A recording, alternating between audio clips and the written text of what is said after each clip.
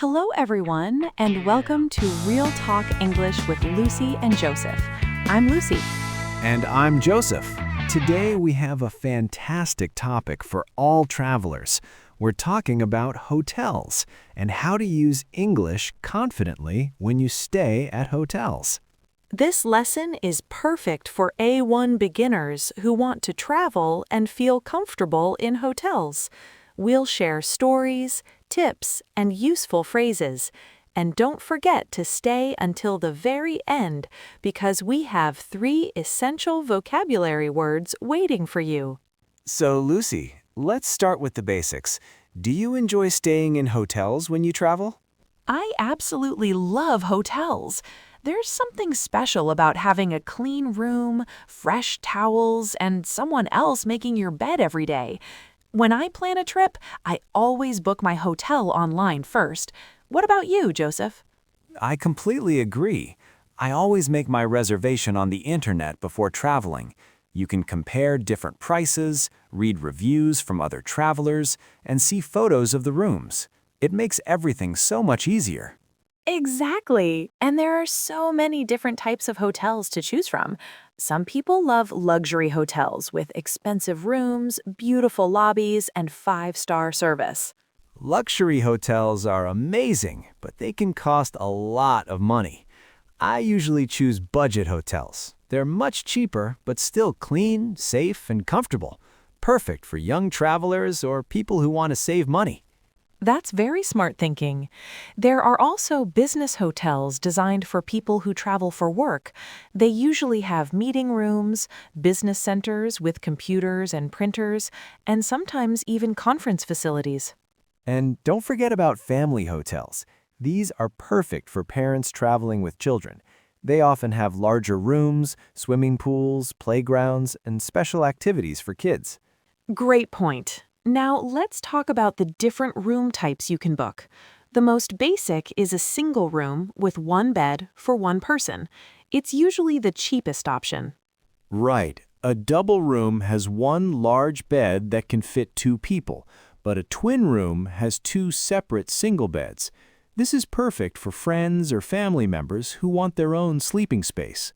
And if you want something really special and have extra money to spend, you can book a suite. A suite has a separate bedroom and living room. It's like having a small apartment inside the hotel. Suites sound wonderful, but they're definitely expensive. Lucy, tell me about your most recent hotel experience. Where did you stay and how was it? I stayed at a lovely hotel in Barcelona just 2 months ago. When I arrived at the hotel, I went straight to the front desk to check in. The receptionist was incredibly friendly and spoke perfect English. That's always helpful when you're in a foreign country. What documents did you need to show during the check-in process? I showed my passport, my confirmation email from the booking website, and my credit card for any additional charges. The receptionist also asked for my phone number in case of emergencies. Then she gave me the electronic key card for my room. That sounds like a very smooth check-in experience. How is your actual room? Was it what you expected from the online photos? The room was even better than the photos. It had a very comfortable bed with soft pillows, a clean modern bathroom with fresh towels changed daily, and an amazing view of the city streets. Plus, the Wi-Fi was fast and completely free. Free Wi-Fi is so important these days. What hotel services and amenities did they offer? They had excellent room service, so I could order food directly to my room anytime. There was also a helpful concierge who gave me great restaurant recommendations and helped me buy tickets for tourist attractions. Concierge services are incredibly valuable for tourists. Did the housekeeping staff take good care of your room during your stay? Oh, yes. Housekeeping came every morning while I was eating breakfast downstairs. They cleaned everything perfectly, changed all the towels and bed sheets, and even left small chocolates on my pillow. It was such a nice touch. That sounds like fantastic service. Now, location is extremely important when choosing a hotel.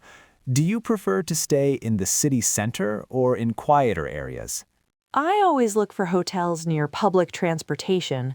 If the hotel is close to subway stations, bus stops, or train stations, it's so much easier to visit museums, restaurants, shopping areas, and famous tourist attractions.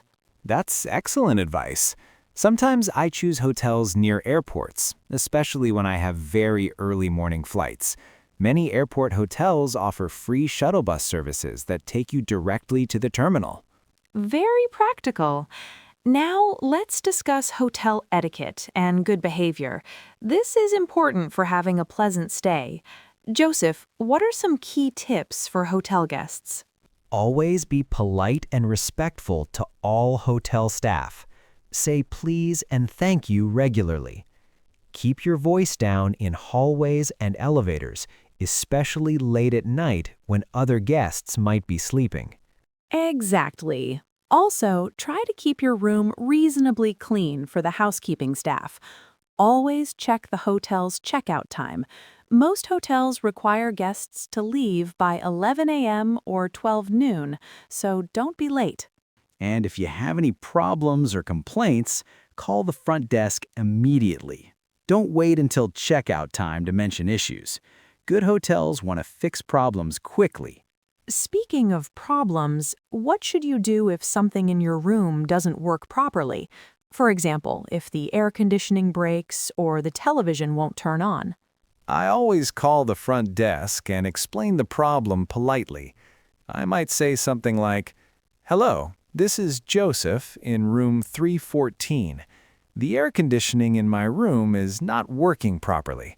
Could someone please come and fix it? Thank you very much." Perfect example of polite, clear communication. Most hotel staff are very helpful and will send someone to fix problems within minutes. Now, Lucy, you've traveled to many different countries. Have you noticed cultural differences in hotels around the world? Absolutely. In Japan, hotel rooms are usually very small, but extremely clean and organized. In many Middle Eastern countries, hotels don't serve alcohol. In Europe, rooms are often smaller than American hotels, but they have more character and history. That's fascinating. In some Asian countries, you must remove your shoes before entering the hotel room. It's always smart to research local customs and hotel policies before you travel. Great advice. Now let's talk about family travel. Joseph, do you have any special tips for families staying in hotels with children? When traveling with children, I always book larger rooms or connecting rooms. Many hotels offer cribs for babies, extra pillows and blankets, and sometimes even children's bathrobes and slippers. Some hotels also have special children's menus in their restaurants, babysitting services, and kids clubs with games and activities. It's worth asking about these services when you make your reservation. Now, let's discuss hotel dining options. Many hotels include breakfast in their room price. Do you prefer hotels with free breakfast? I absolutely love free breakfast. It saves both time and money. You can eat a good meal before starting your day of sightseeing. Many hotels offer buffet breakfasts with lots of different choices. Buffet breakfasts are wonderful because you can try different foods from the local culture. There's usually bread, fresh fruit, coffee, juice, and sometimes eggs, meat, and local specialties. And if your hotel doesn't include breakfast, always ask the front desk staff for recommendations about good restaurants nearby. They know the area well and can suggest great local places. Let me share another hotel story.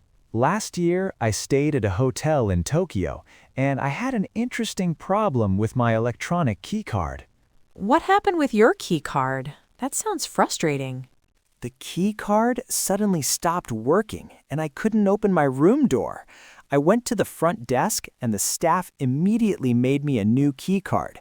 The whole process took less than 3 minutes. Their customer service was excellent. That's wonderful customer service. Key cards sometimes stop working if you keep them too close to your mobile phone, credit cards, or other electronic devices in your wallet or purse. I didn't know that. That's a very useful tip for travelers. Now, when it's time to check out of the hotel, what's the normal process? First, I always pack all my belongings carefully and double-check the room for anything I might have forgotten. Then, I return the key card to the front desk and pay for any extra charges like minibar items, phone calls, or late checkout fees. Always ask for a detailed receipt to review your final bill. And if you're happy with the housekeeping service, it's nice to leave a small tip for the cleaning staff with a thank you note. That's very thoughtful and appreciated by hotel workers. Now, before we finish today's conversation, let's share our 3 essential vocabulary words that every hotel guest should know. Perfect. Our first important word is reservation. This means booking a hotel room in advance before you arrive. For example, I have a reservation for 3 nights under the name Johnson. Excellent example. Our second word is front desk.